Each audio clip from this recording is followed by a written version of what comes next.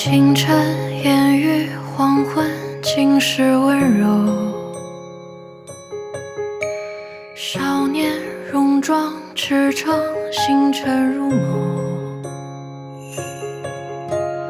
眼神温暖坚定，满笑辐射。是一段风华，一直留下，蓦然回首。冬天，雪花飘落的季节，你怀中却似春天，花香布满了世界。良辰好景如夏天，树影遮住了眷恋，庆幸与你在秋天，情深绵绵洒落，也偏偏情渐渐。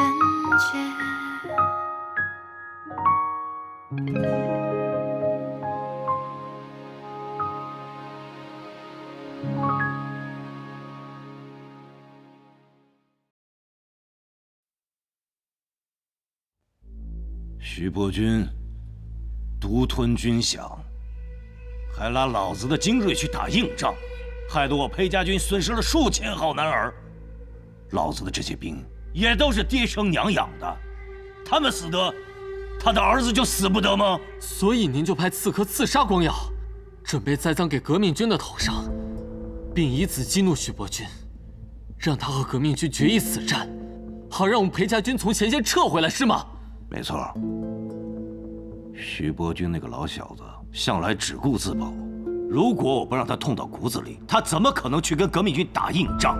可光耀是我最好的朋友。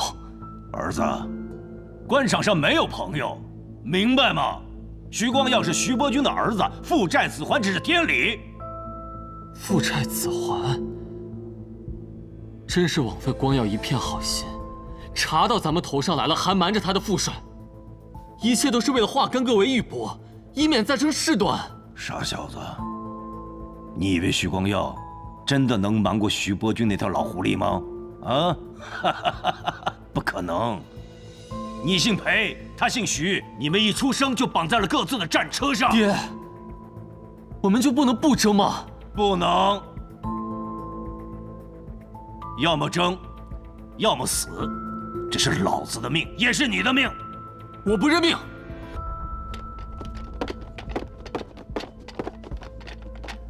少帅，对不起。爹，你要干什么？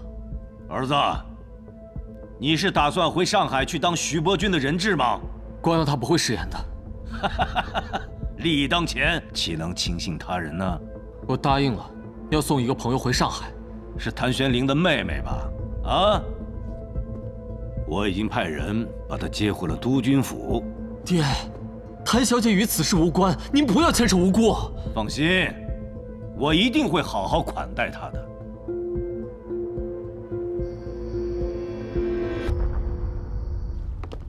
督军，谭小姐到了。谭小姐，请。谭小姐，幕府的舞会上我见过你。裴伯父，你也比我上次见您更精神了。哦，您和裴公子站在一起，不像父子，就像是兄弟。哈哈哈哈哈！小丫头，嘴巴真甜。因为我一见到你就觉得特别亲切，所以这说话一时没大没小，希望您不要介意。不介意，不介意。来来来，坐。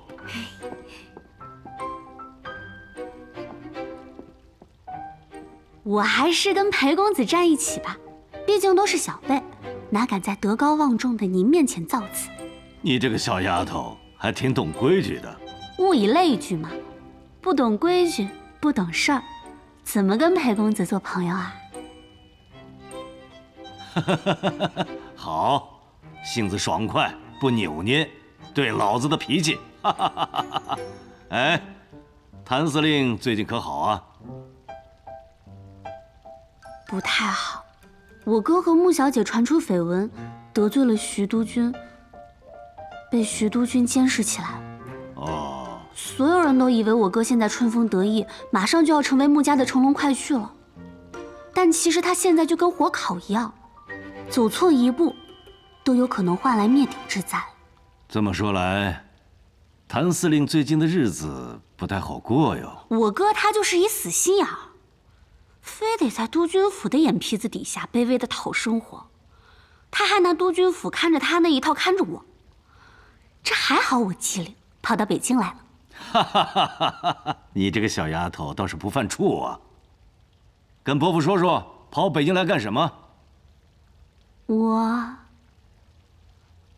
我想追您儿子。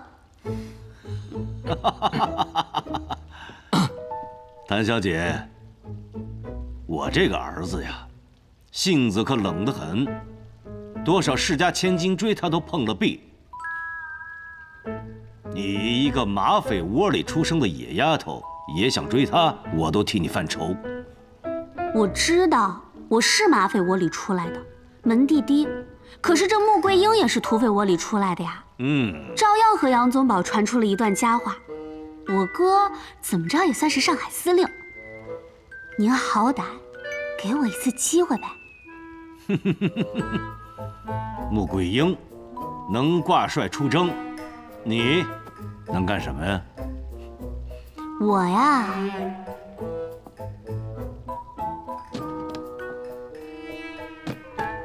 我给您准备了份大礼。哦。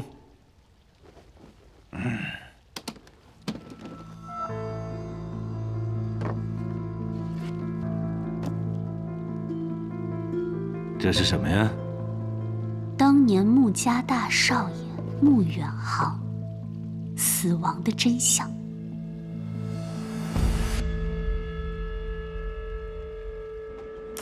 你怎么可以让四小姐去做这么危险的事情？哎，她精明得很，这种瞒天过海、暗度陈仓的事儿，她习惯了。哎，话说回来，我的那个奖励是不是应该兑现了？什么奖励啊？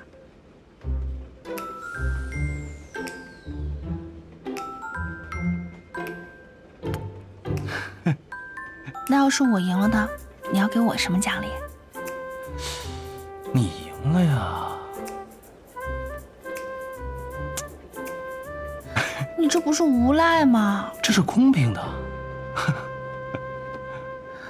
不过话说回来，之前盯四小姐那么紧，她去找裴少君，你死活不准。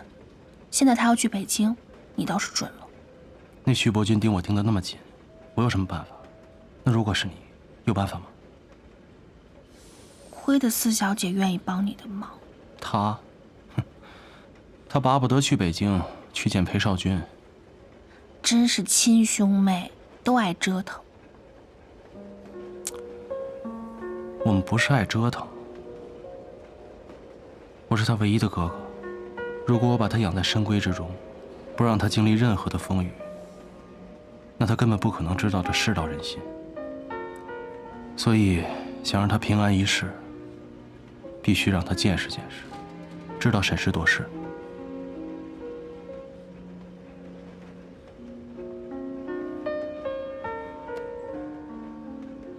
你是个好哥哥。真是我的好老婆，都知道心疼小姑子了。谁要嫁给你了？哎，不是，那亲都亲了，报纸也上了，你要是不同意，可没人要你了，啊？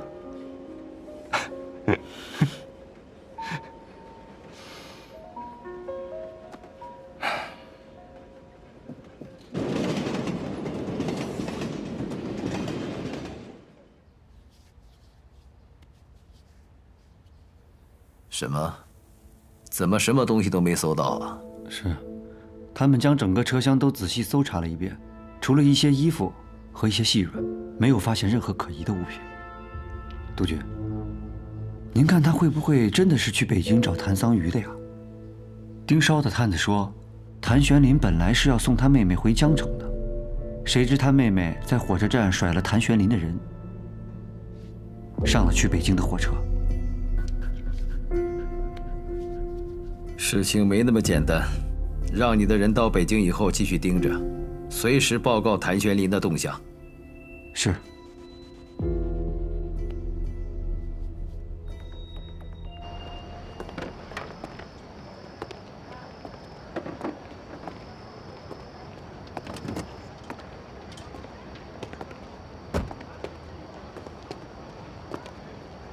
你怎么又来了？我看见报纸就赶紧跑来了，怕你又一个人去喝酒，摔倒了都没有人扶。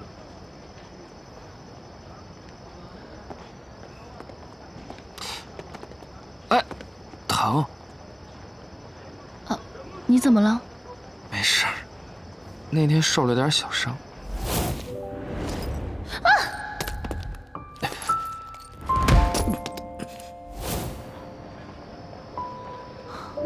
不好意思啊，那天谢谢你。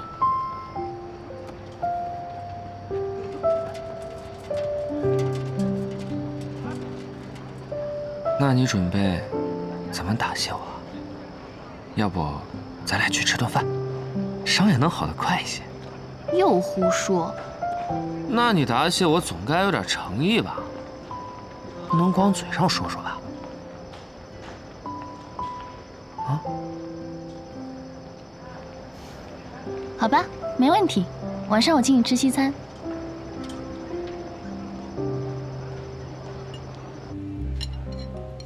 谭玄林这事儿办得真不地道。我要是他，有你这么个大美人爱我肯定不舍得让你有一丝丝的伤心。不怪他。其实我从来都没有和他说过我喜欢他。你没告诉他？有些事不必非得说出口。我10岁那年就跟他了，在战场上同吃同住。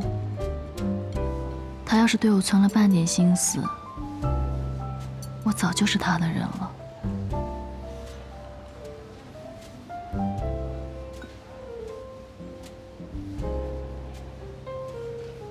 我真羡慕他。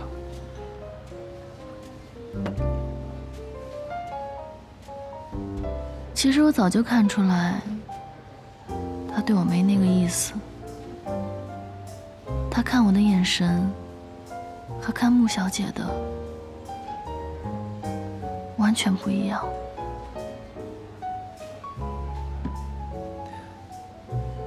那你看我看你的眼神，是不是和谭玄林看穆小姐的眼神一样呢？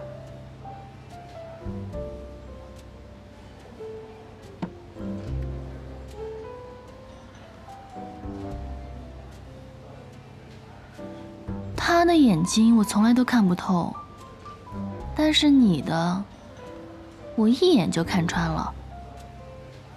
看穿什么？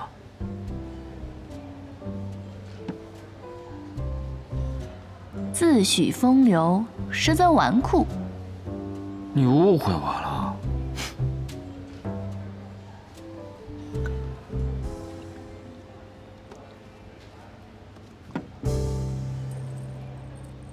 你看看这个，你见过哪个纨绔子弟戴的是这种土作坊打的银坠子？这是我娘的衣物。我娘戏子出身，是我爹收的偏房。打小起，我就和我娘住在督军府后面的院子里。只要我去前院，就会被正房的兄弟们打，他们还口口声声叫我小戏子。也正是因为这个，13岁我就去了保定军校，为的就是离开这个冰冷的家，和那些折辱我的人。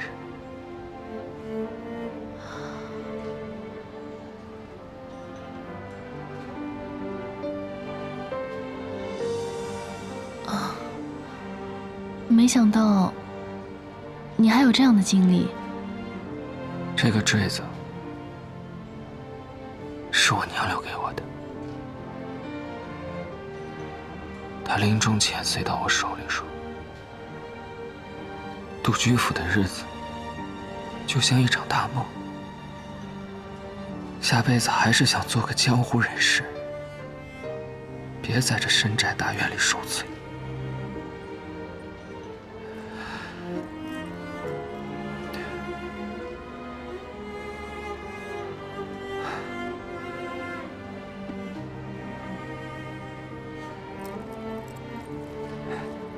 不说这些陈年旧事了，省得你更心烦。我来这儿是为了让你开心的。原来你不是没心没肺呀，你只是把什么都藏心里了。生活已经很艰难了，没心没肺一点，日子还能好过些。来，敬没心没肺的日子。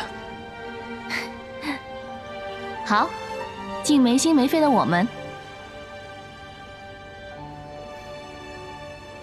你刚刚说是敬没心没肺的是什么？我们啊。我们？你眼里终于有我了。你好烦啊！快喝。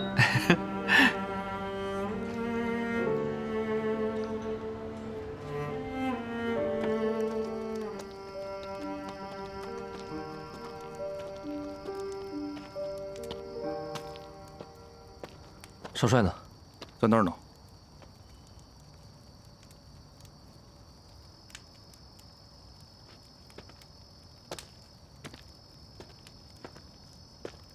少帅，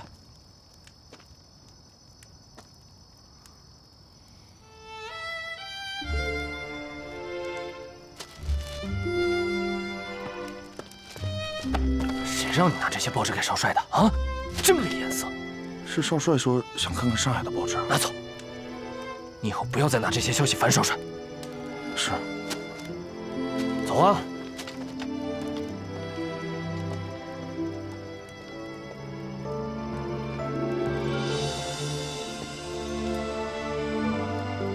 少帅，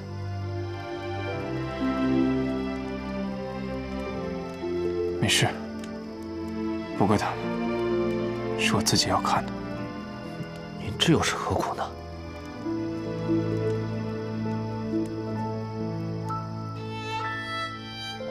只要知道他过得好，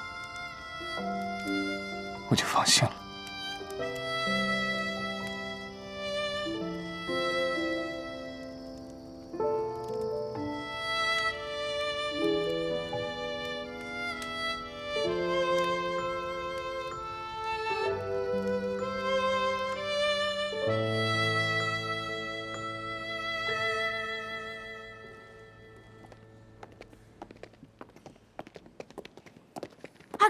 立正。裴督军，你能亲自前来迎接，谭某倍感荣幸。谭司令，如今已是名副其实的上海王，难得裴幕府千金北上来京，我裴某当然要尽到地主之谊了。督军，我此次前来呢，是为了带舍妹回去。这个丫头私自跑出去，给您添了不少麻烦。我这个当哥的，真的是羞愧万分。麻烦谈不上。谭小姐性格活泼、爽快，与我老裴很是投缘。我们俩现在已是忘年交了啊！谭司令、穆小姐，督军府内早已备下薄酒，专为二位接风洗尘，请。请。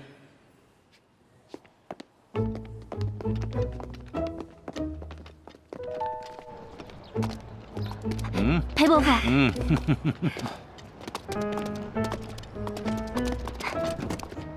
请。你看这丫头，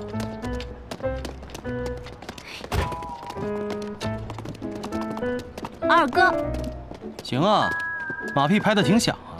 这可是我未来公爹，我不得好好巴结巴结。我告诉你啊，这件事办完，立马给我回去。这又不是你的地盘，我回不回去，你说的不算。我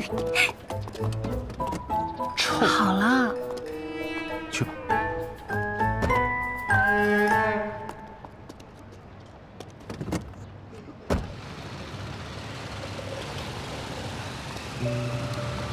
你们去督军府附近盯紧谭玄龄，我去给徐副官拍电报。有事我们悦城会馆碰头。好。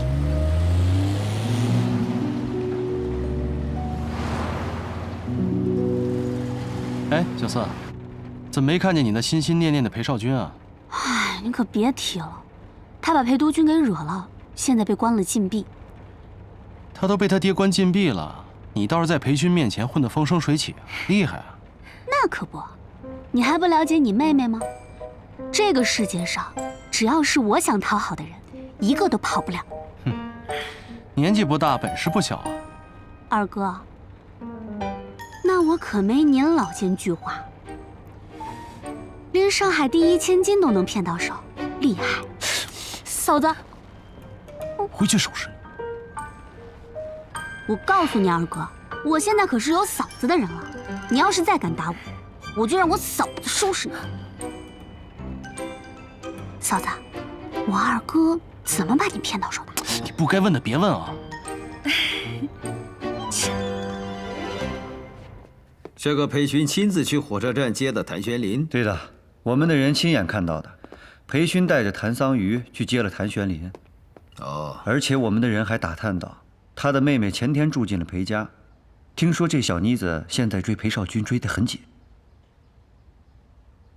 这个谭玄林刚拿下了穆婉清，就让自己的妹妹去贴裴少君，他是想跟裴家攀亲，想让自己上海王的位子坐得更稳。倒也是有这种可能。就这么一路大张旗鼓的去北京，只为了攀亲，这也不对。裴勋是代将门，不是他马匪谭家能攀得起的。你派人给我盯紧了谭玄林，看他到底想干什么。是。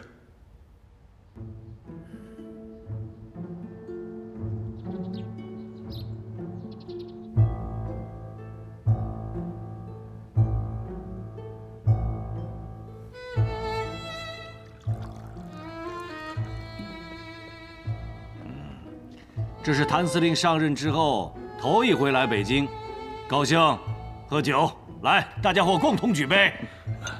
裴督军盛情，谭某确知不恭了。请。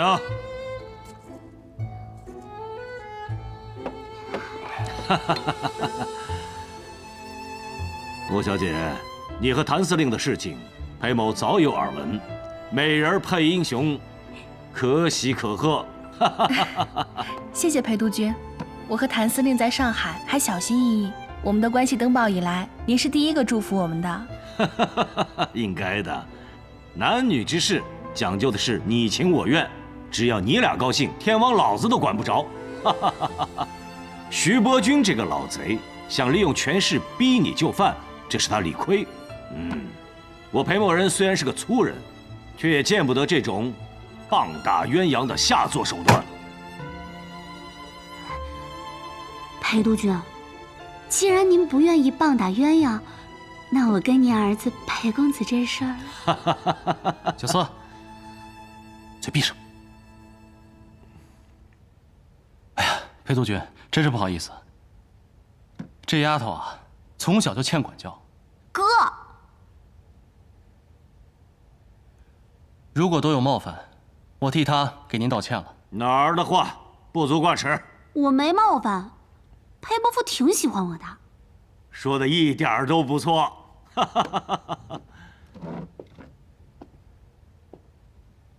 我很喜欢她，这个小丫头还真是让人疼。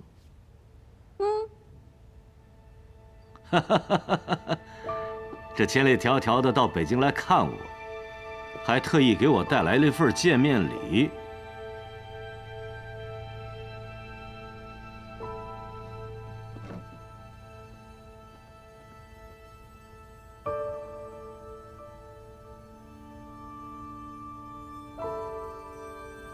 裴督军，单独聊聊。好，左参谋，招呼大家喝酒啊！穆小姐，先失陪。请，请。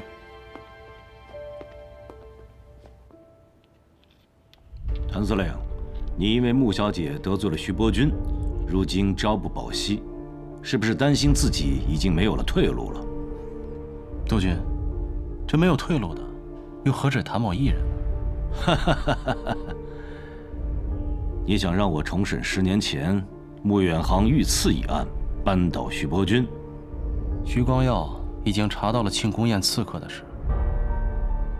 您和徐伯钧表面上一团和气，可实际又能维持多久呢？与其被动防守，不如主动出击。所谓先下手为强嘛。你想借我裴某的手，去除掉自己身上的威胁？这徐伯钧，不也是您最大的威胁吗？此事也并非不可为，我也早有对付徐伯钧的打算。不过，如果我真扳倒了徐伯钧，那徐家的一切要尽归我裴家军所有，包括越城督军府所管辖之内的上海。您要知道，这最重要的物证胶片是我找到的，您不记我的功劳也就罢了，再惦记上海就不太合适了吧？谭司令，物证现在我裴某人手里，你有什么资格跟我谈条件？没错，但是这人证物证俱全，才有翻案的胜算嘛。是，这物证是在您手里，可这人证在我手里呢。你还有人证？罗督军当年的副官闵大成还没死，就是他替徐伯钧遮掩了真相。哦，那人证在哪里？北京。当然，只要裴督军答应我谭某一个小小的条件，只要您亲自发一份委任状，明确将上海交由我全权节制，这人证啊，我双手奉上。人证既然在北京，那就好办了。你不说，我自然也搜得到。我当然相信裴督军的能力，但是您能搜到，也带不走啊。笑话，在北京城就没有我裴某人带不走的人。谭司令，你太自不量力了。那卷胶卷只能证明徐伯钧炸码头的时间提前了，却不能证明是他炸死了穆远航。一旦证据不足，您即便有能力操纵审判厅，给徐伯钧定罪，但是也不能服众啊。我怕他会反咬您一口。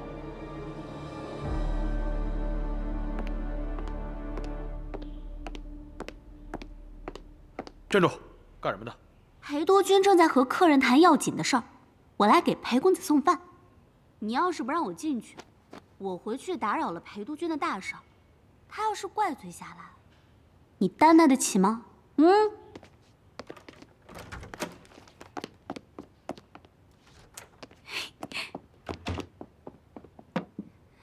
裴公子，这是我专门为你做的，可香了，你尝尝。我不饿。我们都酒过3巡了，你被关了1天禁闭，怎么可能不饿？你别跟我客气，这些都是我亲手做的。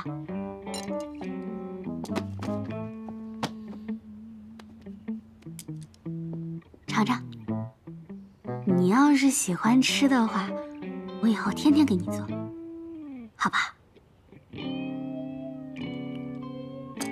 不必了，演了这么久的戏，也是难为你了。谁演戏了呀？你处心积虑的接近我，不就是为了替谭司令铺路吗？我去年学生游行认识你的时候，我哥还不是上海司令呢，我铺什么路啊我？因为游行是偶遇过，所以你才决定接近我，对吗？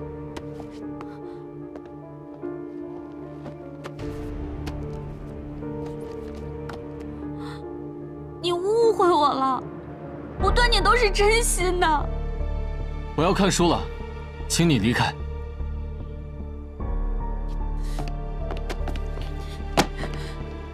我告诉你，你冤枉我了，我一定会向你证明，是你错了。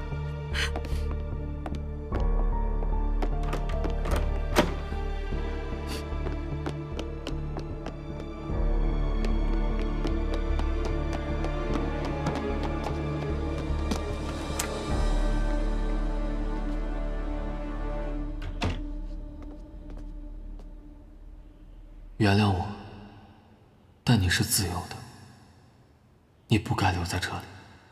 所以，我这个忍杖至关重要。只要您放弃上海，就有十足的胜算。这笔买卖，不亏吧？谭司令，你知不知道跟我讨价还价是什么后果啊？啊？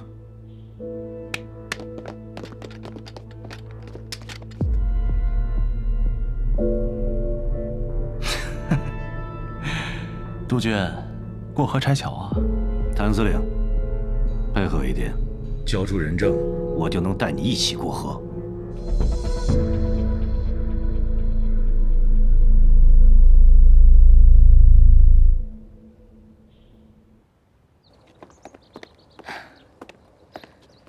怎么了？一脸不高兴的。那个榆木疙瘩，回回都是我热脸贴冷屁股，真不知道我上辈子欠了他什么。那要不和我回上海？那不行。我这个人吧，我最讲信誉了，上辈子欠的，那这辈子一定要还，不能来找。你这嘴上说是榆木疙瘩，心里还是舍不得啊。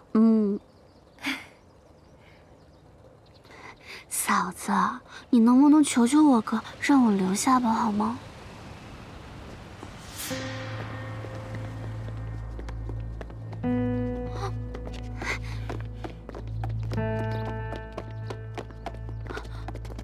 裴伯父，不是，您这是要带我哥去哪儿啊？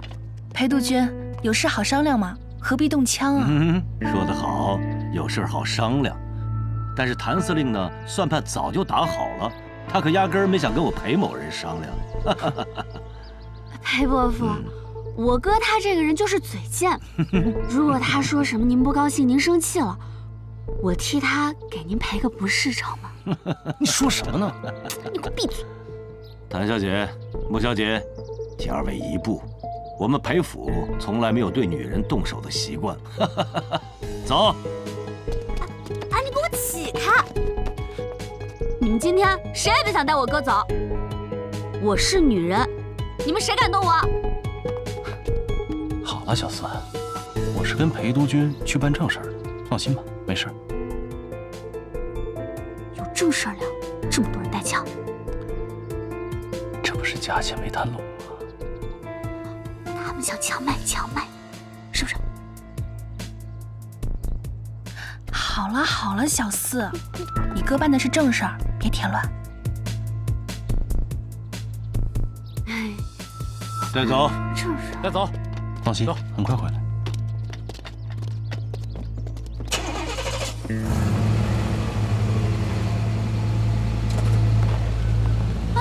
哥，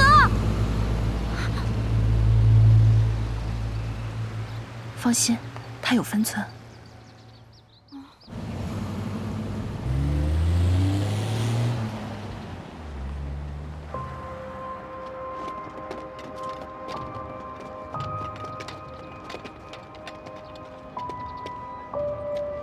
谭司令，你该不会是把人藏在这儿了吧？督军，为确保万无一失，让您见笑了。没想到你和领事馆还有关系，关系谈不上，朋友多罢了。你不是在蒙我吧？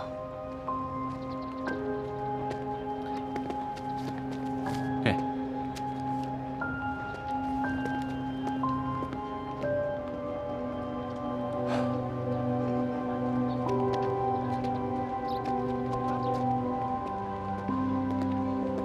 哟，谭司令来了。廖翻译，谭司令，你的朋友已经安顿下了，一切都好。麻烦廖翻译了。这位是裴督军吧？我在报纸上见过您的照片，您亲自过来是有要务找领事先生吗？我去帮你通报一声吧。不必了，我来是陪谭司令看望朋友。是，谭司令的朋友已经安顿好了，这里很安全，请你们放心。廖翻译，是。你是怎么跟谭司令认识的？我跟谭司令是领事先生介绍的。这领事先生之前当过战地记者，谭司令救过他的命，所以谭司令交代给我们的事情，我们可不敢怠慢呢。你的人缘还真不错啊！嗨，什么人缘啊？这腰杆子不硬，不敢得罪别人，多个朋友多条路嘛。说得好。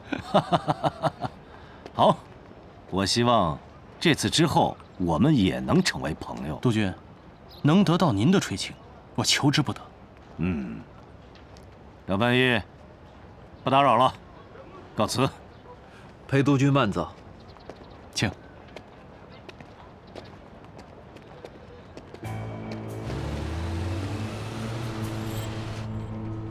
督军，你说这个谭玄林真的救过领事先生的命？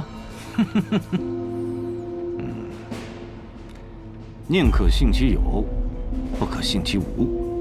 我们要对付的是徐伯钧，不必得罪洋人。谭玄龄想要委任状，给他便是。革命军眼看就要过长江了，我看他这个上海王也是朝不保夕。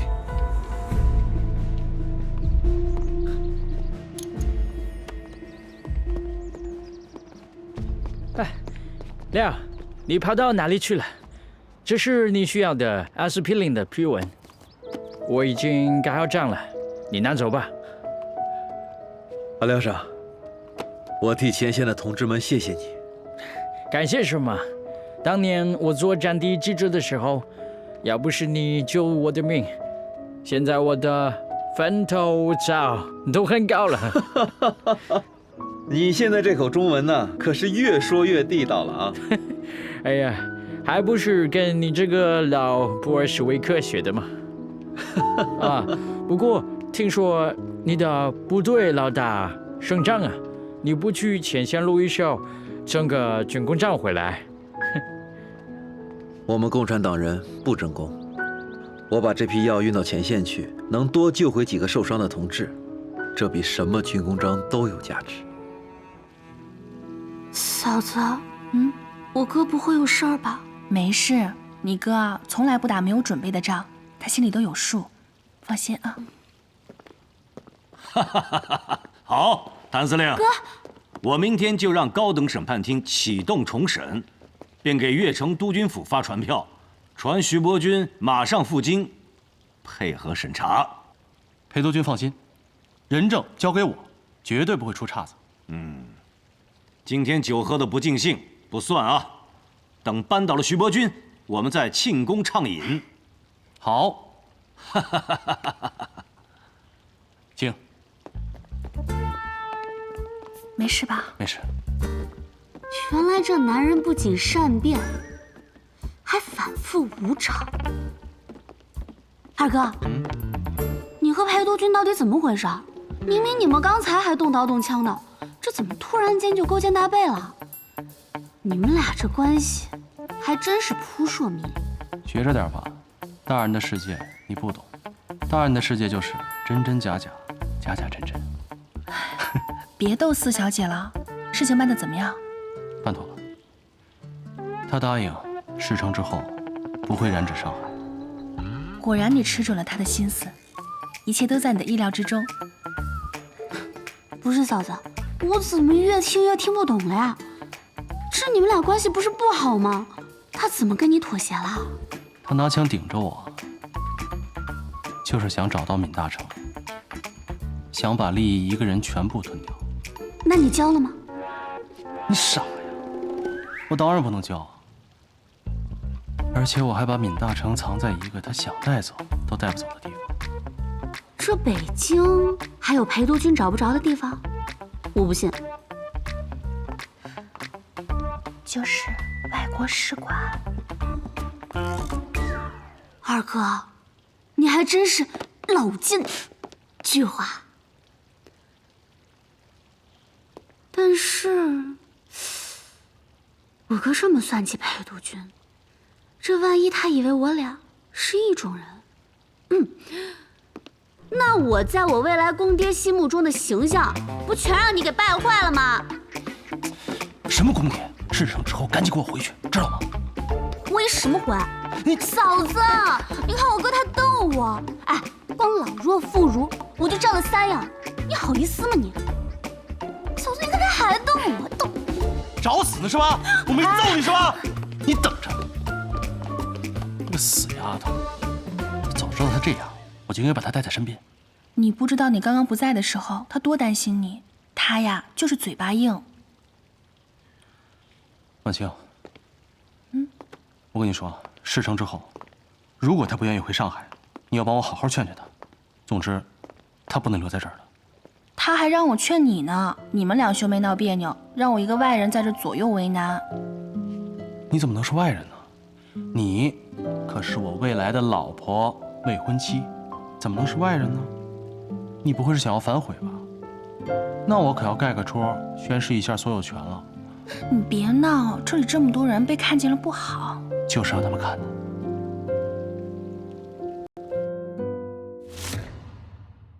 泪化成雨满天，回到相遇的起点，一眼就见到你那张迷人侧脸，一望无际，天空海阔，我许下承诺，让红尘与我们一起陨落。若忘记你轮廓，如何拼凑，让几个空将我俘获，拥抱着起落，余晖中扑火。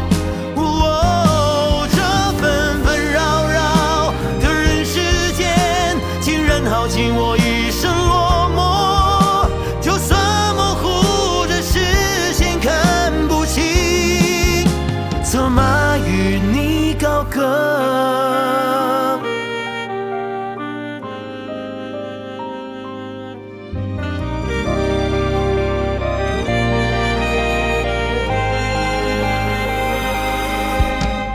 泪化成雨满天，回到相遇的起点，一眼就见到你那张迷人侧脸，一望无际，天空海阔，我许下